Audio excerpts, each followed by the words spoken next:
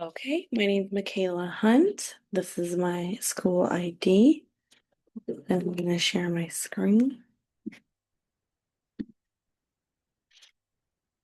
So today I will be doing a psychological analysis of Coraline Jones.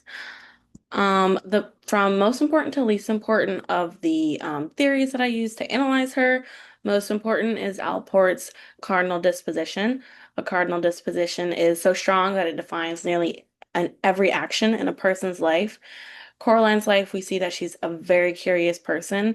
The number one example is what's behind the little door. She's harassing her mom until her mom can give her a key to finally leave her alone. So we can see that her curiosity is like a big driver of how she even got in the situation and a big driver of the plot of the movie.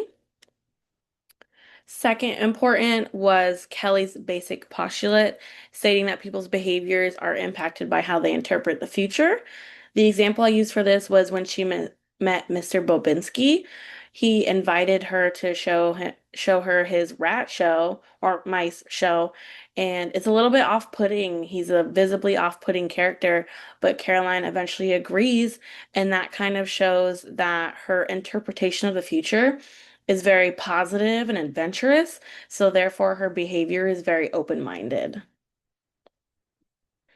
Third, most helpful was McCrae and Costa's five-factor theory. So people scoring high in openness are often very creative and curious. We already talked about how curiosity is a big driver of the plot, but she's creative in how she decided to escape and rescue the lost children by betting with the other mother and how she managed to escape. All of that shows creative problem solving that we see from someone who's scoring high on the openness factor of the five-factor theory. Um, so the least helpful was Eisnick's three personality dimension, one of the dimensions being extroverted.